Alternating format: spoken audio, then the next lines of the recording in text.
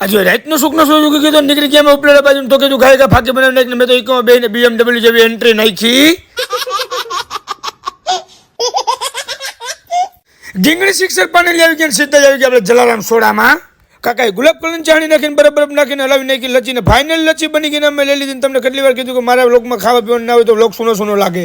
અબડ પીવા માંડ્યા. લચી પછી પીને અમે ખસકાઈને સીધા જ આવી ગયા આપણે ખેટલાપા ચાની સ્ટોલે.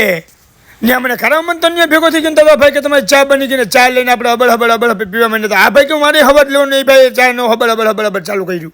ફાઇનલી ઉપલેટાની અંદર આપણે એન્ટર થઈ ગયા સીધા જ આવી ગયા આપણે બેકરી વાળાની દુકાને. હું કઈ 5 વાળા પડીકા લેતો ને સીધે જ આવી જવું જથ્થાબંધની બેકરી. જથ્થાબંધની બેકરી આપણે બિસ્કિટ તાળીયા બાળીયા બધું જોવા મને તમે જોઈ લ્યો.